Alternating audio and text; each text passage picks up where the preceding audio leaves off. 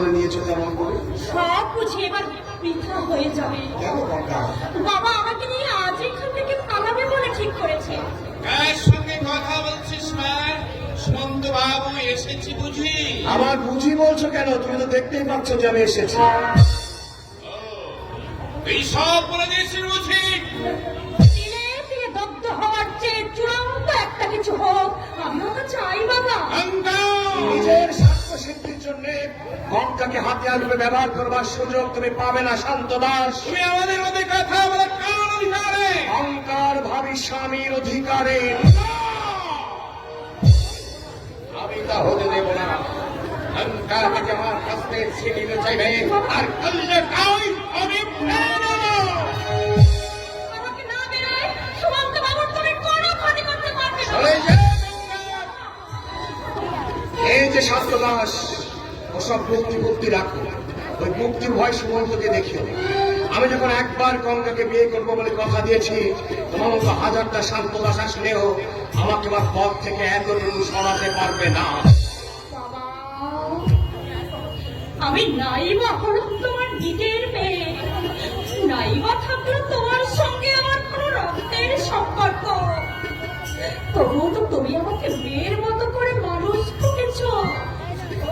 আমি যদি সুখী হই, সংসার ধর্ম পাই, তাতে তো তোমারই বেশি আনন্দ হওয়াই উচিত।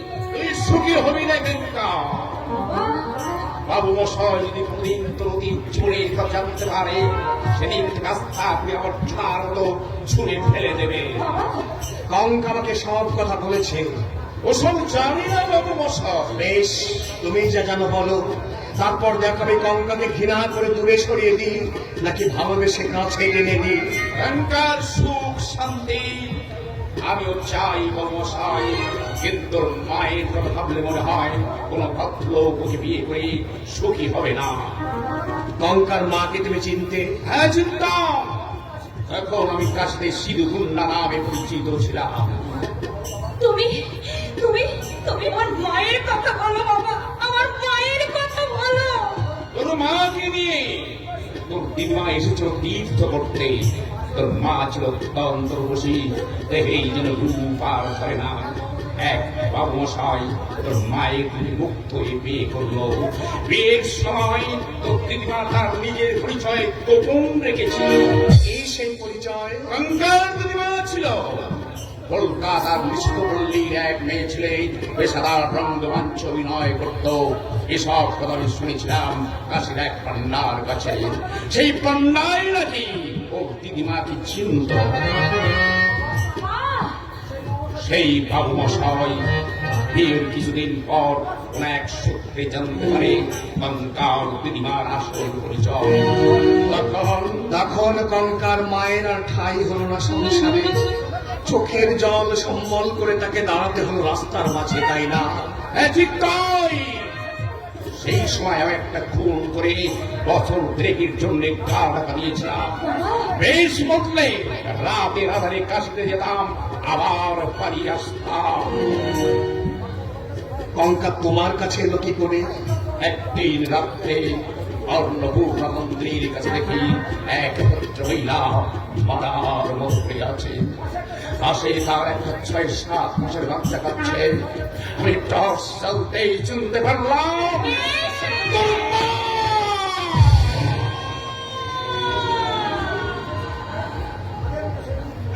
আগের মতো সেই রূপ নেই, চেহারা নেই, স্বাস্থ্য নেই। আজই জামায় ঢাকা ব্যাগখানা হার। তখন তার কথা বলার শক্তি হারিয়ে ফেলেছে। তোর কষ্পে রক্ত পড়ছে।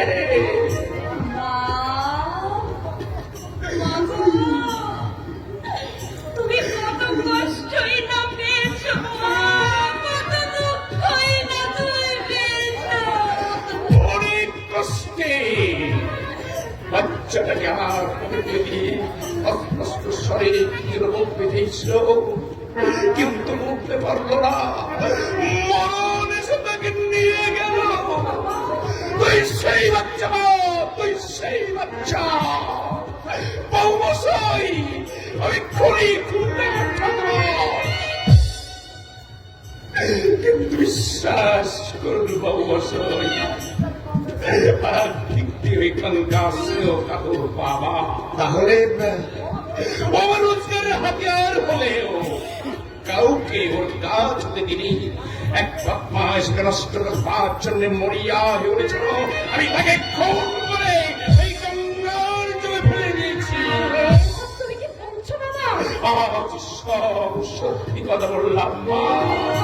ওরে তুই কি আমার মেয়ে, তোর কেউ ক্ষতি করবে বাবা হয়ে আমি তা সহ্য করতে পারি না, পারি না, পারি না। আর তোমাকে কিচ্ছু সহ্য করতে হবে না শান্ত দাস।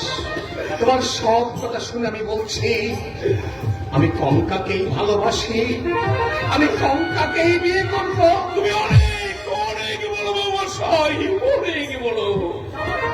যা যা কর্মশয়ের সঙ্গে তুই চলে যা। আমি চাইলে কবর টাকাটা ফেরত দিয়ে একটু আসা। আমি তুমি যাবে বাবা? আমি যাব না, আমি না গেলে তোকে সম্রাট করে দেখে বাবা তোকে সম্রাট করে আমি নিজেকে আইনের হাতে তুলে দেবো। জীবনে আমি অনেক অপরাধ করেছি, বিচার নিশ্চয়ই আমার প্রাণ দণ্ড হবে। বাবা আমার তো কেউ নেই মা, মারার পর তুই আমার সাধ্যটা করিস। বাবা, তোমাকে তোমাকে আমি এতদিন ভয়ে ভক্তি করতাম। আমি আমি লোক দেখানো প্রণাম করতাম। আজ আজ সত্যিকারের শ্রদ্ধায় আমি আমি তোমার পায়ের ধুলো মাথায় দিচ্ছি বাবা।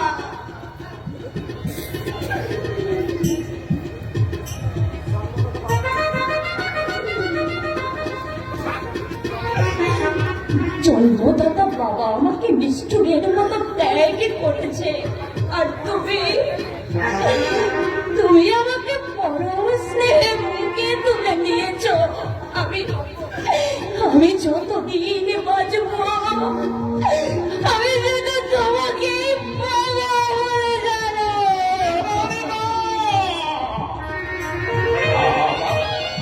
আমার শেষের বেলাতে এমন করে কথা বলে আর মায়ায় জড়াসনে, তাহলে আইনকে ফাঁকি দেওয়ার জন্য মনটা হয়তো আবার নিচে উঠবে। যা যা বাড়ির সঙ্গে চলে যা, সে যাকে দেরি করতে নেই মা, দেরি করতে নেই।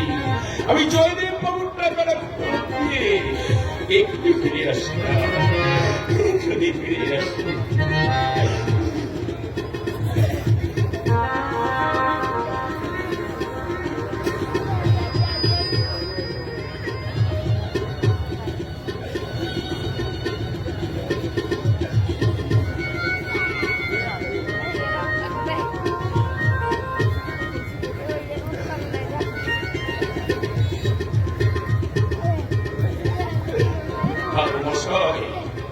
কঙ্কারে পৃথিবীতে আপন বলতে কেউ নেই বাবু মশাই।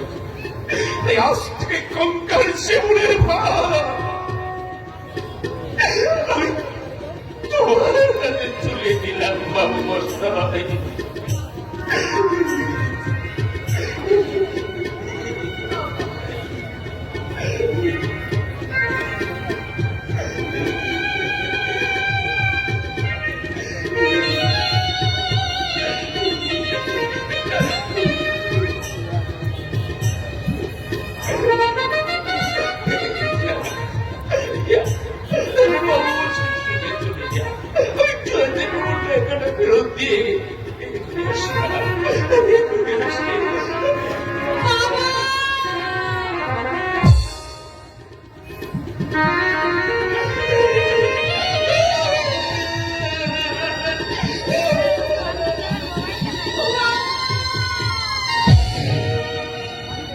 কঙ্কা, আর কান্না নয়, চোখের জল মুছে ফেলো। এবার আমরা নতুন করে জীবন আরম্ভ করব। চলো কঙ্কা, নয়নার বাসর হয়তো আমাদের পথ চেয়ে বসে আছে।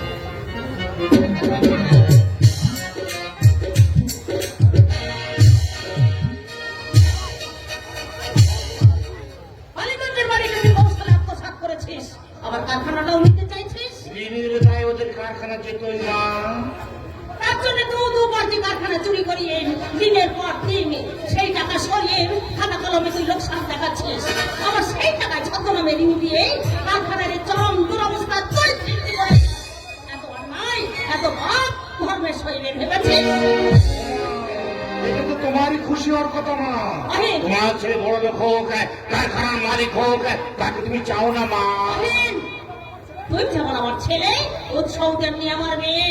নিজের বোনকে ফাঁকি দিতে তোর বিবেকে এতটুকু বাঁচছে না? না মানা, বিবেকের কাছে নদী স্বীকার করলে কখন অর্থবান হওয়া যায় না মা। নদীর একুল না ভাঙলে অকুলতে করা যায় না মা। ও মা, তুমি, আমি, বুঝছ, আমরা সবাই ফাঁকির কারবারে মেতেছি মা। জামাই এবং মেয়ের বেশি সুখ স্বাচ্ছন্দ্যের জন্য তুমি ফাঁকি দিয়েছো সুমন্তকে। বুঝছ, তার পুরুষ বন্ধুদের সঙ্গে দেহের খেলায় মেতে ফাঁকি দিয়েছে সুদিনকে। ওমা, আমিও তো সুযোগ বুঝে ফাঁকি দিয়ে দেওয়ার বোন আর ভগ্নি বলি। ওমা, আমরা সবাই যখন একই পথের যাত্রী, তখন আমাকে একটু দোষারোপ করছে কেন মা? তোর মনে যে এতখানি শয়তানি ছিল, আগে তো আমি বুঝতে পারিনি। কি বলবো, তুই আমার ছেলে, না পারছি তোর সঠতা সহ্য করতে, না পারছি তোর অমঙ্গল কামনা করতে। সত্যের কথা বলছো মা? আমার কথা বলছি, আমার কথা বলছি। কারখানা বাঁচাতে যাদের কাছে ঋণ নিয়েছি, সেই ঋণ সরাসরি আমি অস্বীকার করতে চাইছি। তাই মা বলছে এত বড় সরটা করা কি ঠিক হবে? আমি ভেবে পাচ্ছি না। তোমার কিচ্ছু হবে ভাবতে হবে না মা। এই বয়সে তুমি এত চাপ নিতে পারবে না। তুমি শুধু চুপচাপ দেখে দাও তোমার ছেলে বাহিন কি করে।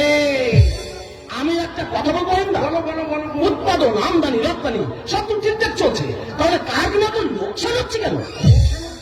দুধ বিরাট চুরি হলো।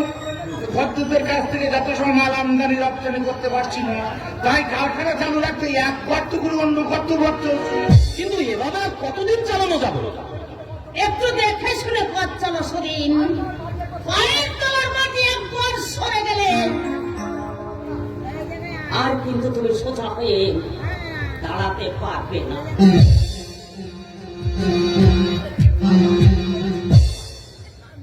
বলছি শোনো, কারখানা নিয়ে তো মোটেই চিন্তা করো না, কারণ তুমি হচ্ছে আমাদের দান পাবনজন।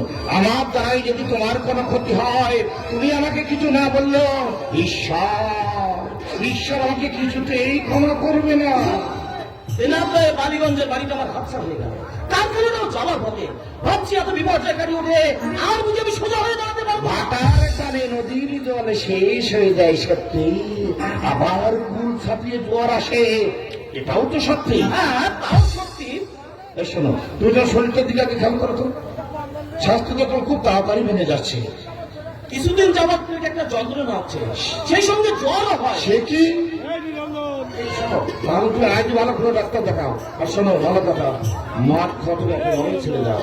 শরীর ঠিক থাকলে সব কিছু ঠিক থাকবে। মা মা মা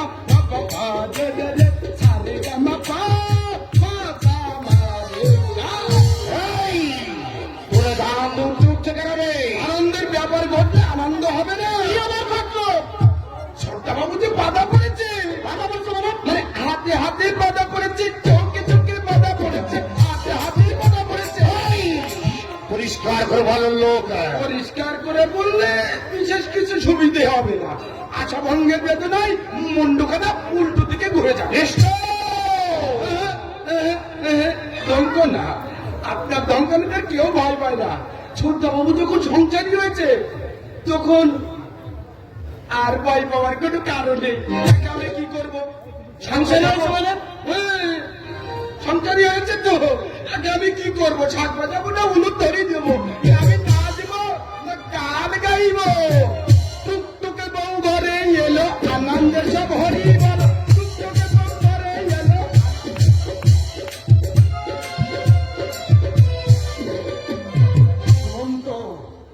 সুমন্ত সুমন্ত তাহলে বিয়ে করেছে? এইভাবে কাউকে না জানিয়ে শুনে বিয়ে করা মানে আমাদেরকে অপদস্থ করা। শুধু তাই নয়, সুমন্ত হয়তো গোপন দলিলের কথা সব কিছু জানতে পেরে গেছে। কালোই ভাষায় বেঁচে আছে।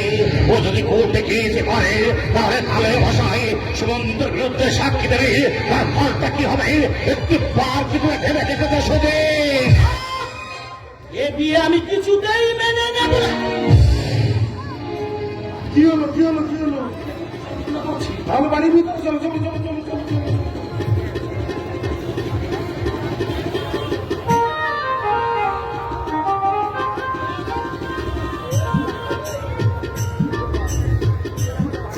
এই আমাদের বাড়ি। এই বাড়ি সম্পর্কে আমি তোমাকে সব কথা বলেছি। একমাত্র বাবা ছাড়া কেউ তোমাকে সুনজরে দেখবে না কনকা। তার জন্য তোমার কষ্ট হবে না তো? না গো না, আমার কোনো কষ্ট হবে না। আমার আশা তুমি কানায় কানায় ভরিয়ে দিয়েছ। এত বড় বাড়ির বউ হবো, তোমার মতো স্বামী কোনোদিন আমি পাবো, এটি আমার কল্পনার অতীত ছিল। কনকা, আমার সামনে তুমি নতুন জীবনের সোনার তরফ খুলে দিয়েছ। সেই জীবনের চেয়ে বড় আমার কাছে আর কিছু নাই গো। কনকা, কই কোথায় কোথায় আমার মা লক্ষ্মী যে আমার বিনা বাহনে সুখ সম্পদ চাপি কাকে করে গেছে? কই কই আমার সে মা কই? এই যে করতে বাবু হইতে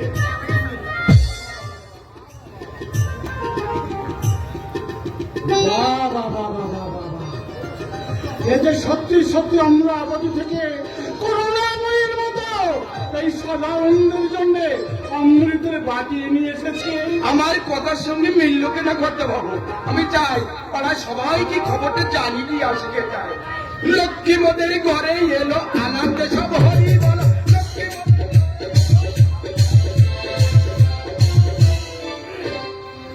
ফিরে এসে না চুরি চুরি কথা বলবো বৌদিমণি। এখন আমার কত কাজ, একা দর্জন হয়ে ঠিক আমাকে সামলাতে হবে। লক্ষ্মী মোদের ঘরে এলো আনন্দ সব হরি বলো। কনকা, বাবাকে প্রণাম করো।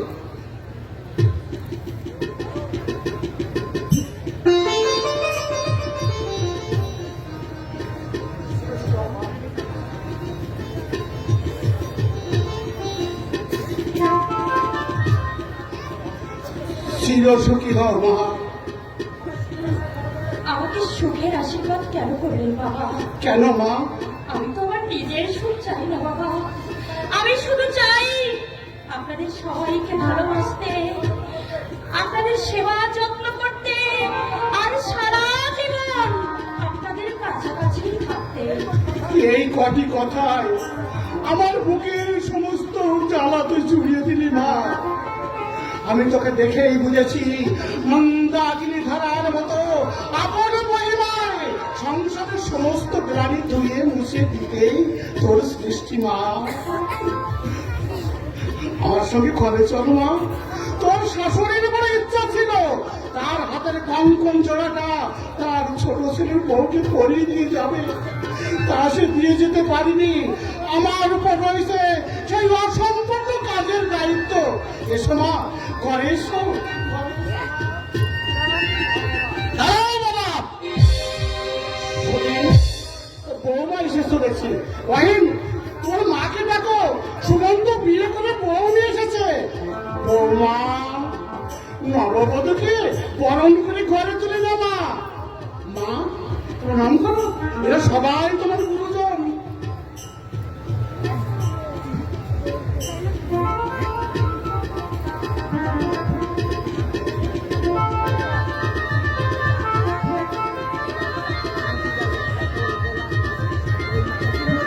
না, এ বিয়ে আমরা মেনে নিতে পারি না।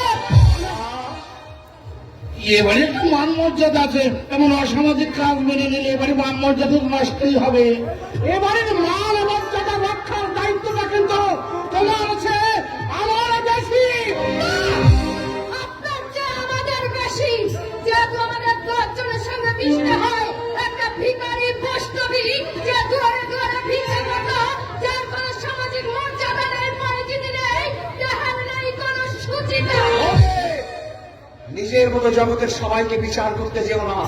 বেদের মন্ত্র পড়ে অগ্নি নারায়ণ সাক্ষী রেখে আমি কঙ্কাকে বিয়ে করেছি, তাই তার সম্ভ্রম স্বাধীনতা রক্ষার দায়িত্ব কিন্তু আমার। তোমরা যদি তাকে ছোট করে কথা বলো, আমি কিন্তু তোমাদের মান রাখতে পারবো না।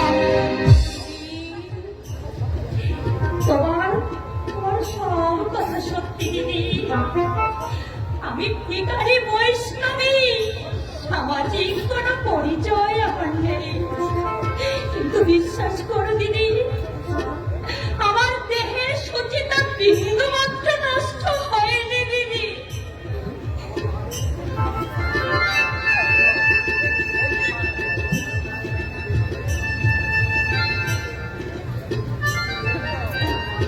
দিদি, আমার মা নেই, আমার বাবাও নেই, এই জগতে আমার আপনজন বলতে কেউ নেই। অনেক দুঃখের পথ পেরিয়ে আমি তোমাদের কাছে এসেছি দিদি। তোমরা যেন আমাকে দূরে সরিয়ে দিও না দিদি, আমাকে দূরে সরিয়ে দিও না।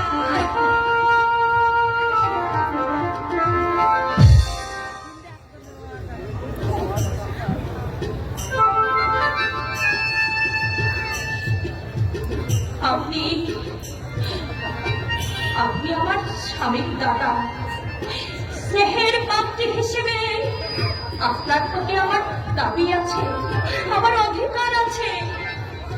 আমি আপনাকে কথা দিচ্ছি দাদা, এই বাড়িতে আমি কোনোদিনও কারো অশান্তির কারণ হয়ে দাঁড়াবো না দাদা, কারো অশান্তির কারণ হয়ে দাঁড়াবো না।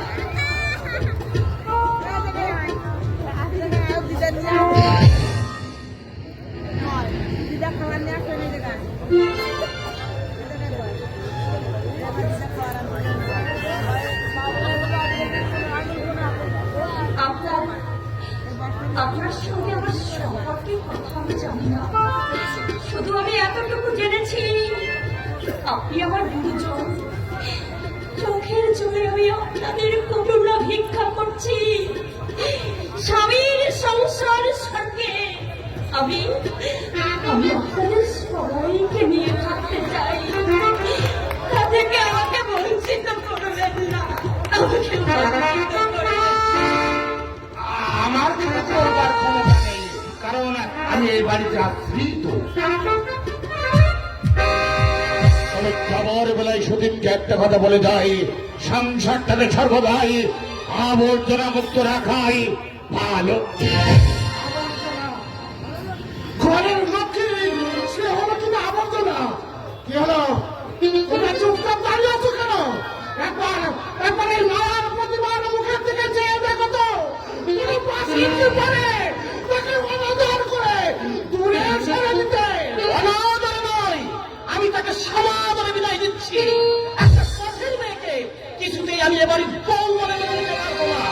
তাহলে কি করতে চাও তুমি? ওকে তো ত্যাগ করতে হবে। তাহলে বৌদিকে তোমায় ত্যাগ করতে হবে। উৎসের সঙ্গে একটা পথের বিধান তুলনা চলে না। কেন চলে না?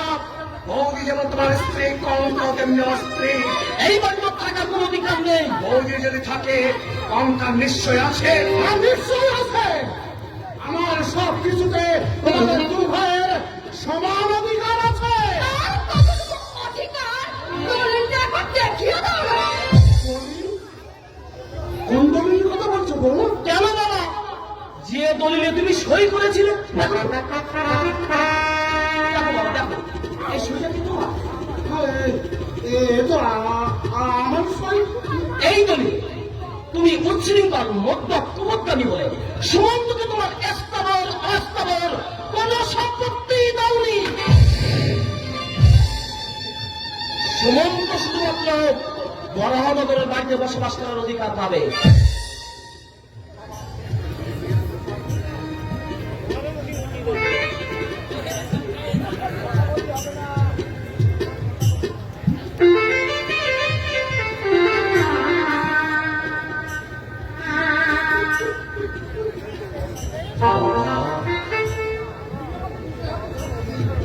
বাবা, তুমি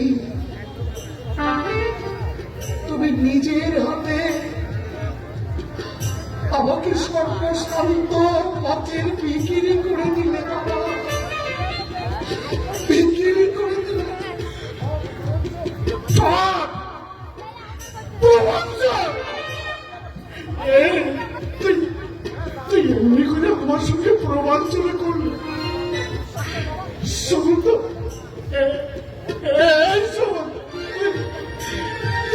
তুই বিশ্বাস করবো ওই দলিলে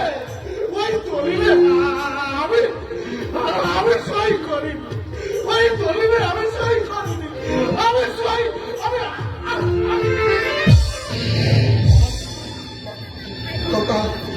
বাবাকে বিছানায় শুয়ে দেবে। চলো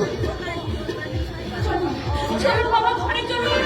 বাবা, বাবা, তুমি তাড়াতাড়ি করে একজন বড় ডাক্তার নিয়ে এসো। আমি তো বাপ হয়ে বলছি, এত বড় বিশ্বাস ঘাতকতা তোমার ঈশ্বর ঈশ্বর করাতে করবে না। চলো বাবা, ঘরে চলুন।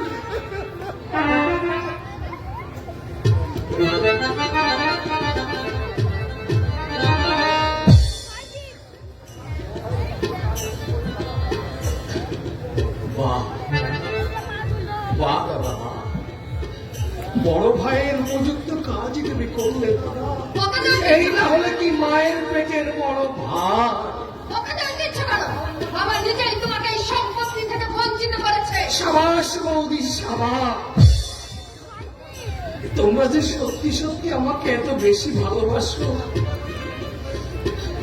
আমি এমন করে কোনোদিন উপলব্ধি করতে পারিনি বৌদি। আনন্দটাই তোমাদেরকে জানিয়ে গেলাম আমার শত কোটি প্রণাম। আর সেই সঙ্গে পরম করুণাময় ঈশ্বরের কাছে আমি দুহাত তুলে প্রার্থনা করি, জন্ম জন্মান্তর যে এমনি করে আমাকে ফাঁকি দিয়ে তোমরা সুনাম অর্জন করতে পারবো। সর্বনাশ হয়ে গেছে গো, সর্বনাশ হয়ে গেছে। কাকা সর্বনাশ হয়ে গেছে। কি হয়েছে? বাবা, বাবা কি হয়েছে? বাবা, বাবা কি হয়েছে বলো না।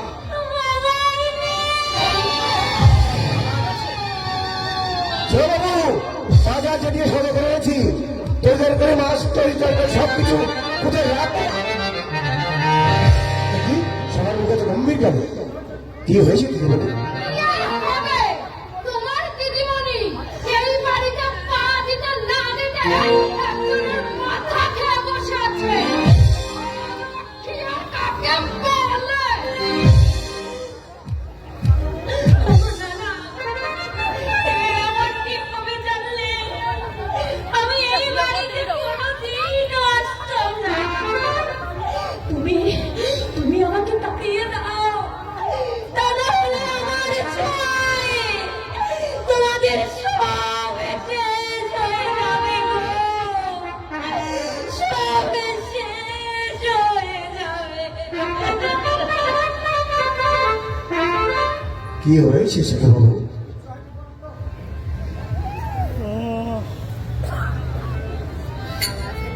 কিচ্ছু হয়নি উপানন্দ। উপানন্দ, তুমি আমাকে একটা খুশির গান শোনাবে। খুশির গান? হ্যাঁ, খুশির গান। আমার এক রক্ত মাংসের ভাই আমাকে ফাঁকি দিয়ে সম্পত্তির মহাপাশ থেকে আমাকে মুক্তি দিয়েছে উপানন্দ। আমার এই নিশ্চরিত জীবনে একমাত্র ক্ষমতার বাঁধন ছিল আমার বাবা। আমার সে বাবা মরে গিয়ে আমাকে কর্তব্য থেকে মুক্তি দিয়েছে উপানন্দ। মুক্তির এই আনন্দের দিনে তুমি আমাকে একটা খুশির গান কথা বলো না, কথা বলো, গান দাও, গান। মনে রে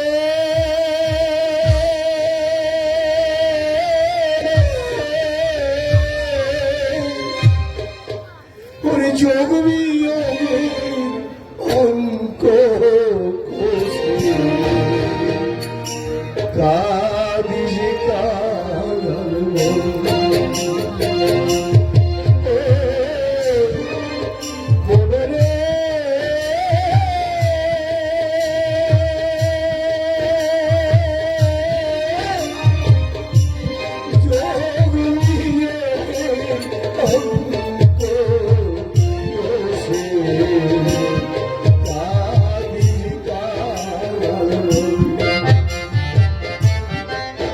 রে